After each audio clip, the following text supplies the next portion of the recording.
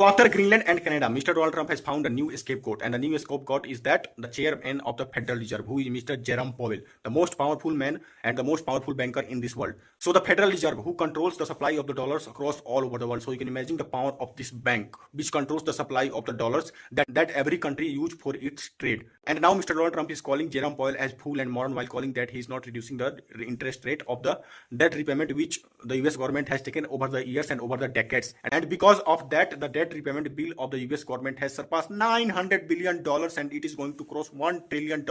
So this means that the debt repayment bill of the US government will be more than the capital expenditure of the US government, which means that the more money will go for the debt repayment than the development of the country. So that's why Mr. Donald Trump is calling that is a dangerous situation. And he has also picked somebody to replace Mr. Jerome Powell, and that is Kevin Warsh.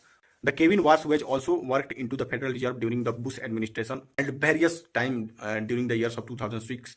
So now this time he is the Trump choice, and also many experts and journalists all over the world are calling that he is also a Trump loyalist, which means that Mr. Donald Trump totally have trust on him. That's why Mr. Donald Trump has also picked this. But against this kind of argument, Mr. Jerome Powell has called that he is being influenced by all those political pressure by the Mr. Donald Trump himself and all those political party. But Jerome Powell has taken a very much firm stance while calling that the independence of the Federal Reserve will not be dissolved by any kind of force that Mr. Donald Trump is trying to apply on him. That's why he will resign rather than bend down before the bully Trump. And all those international media experts are claiming that will Federal Reserve be kind of independent, or it will come into pressure after the appointment of Kevin Warsh, because he is also a Trump loyalist and Mr. Donald Trump totally wants to cut the interest rate of the USA. But according to Mr. Jerome Powell, the cutting of the interest rate is not in very much national interest of the USA, because the economy is not doing very much good. The growth rate of the USA was pretty much 3%, and the repo rate of the Federal Reserve was 3 to 3.5%. That's why Mr. Jerome Powell is not looking to reduce the interest rate because of that reason.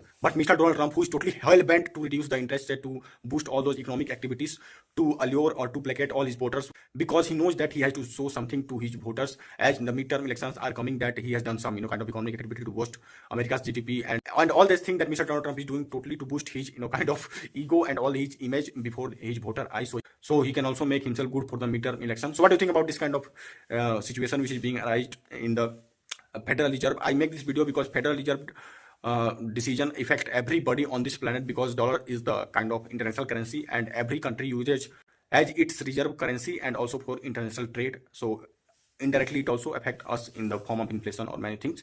So thank you to all of you for watching this video, and kindly subscribe this channel and like this video and share this video as well, because this is a very much informative video. And subscribe this channel, very much important, and comment down your thoughts. Good evening. On Friday, the Department of Justice served the Federal Reserve with grand jury subpoenas, threatening a criminal indictment related to my testimony before the Senate Banking Committee last June.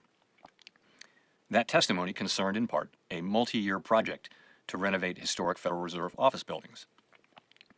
I have deep respect for the rule of law and for accountability in our democracy. No one, certainly not the chair of the Federal Reserve, is above the law. But this unprecedented action should be seen in the broader context of the administration's threats and ongoing pressure. This new threat is not about my testimony last June or about the renovation of the Federal Reserve buildings. It is not about Congress's oversight role.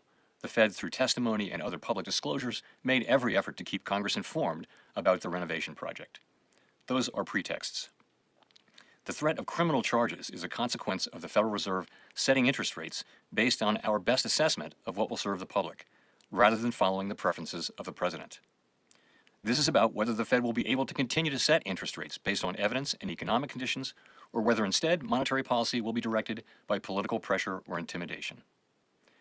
I have served at the Federal Reserve under 4 administrations, Republicans and Democrats alike.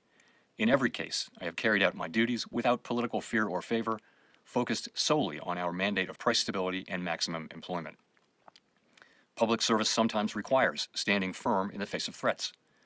I will continue to do the job the Senate confirmed me to do, with integrity and a commitment to serving the American people.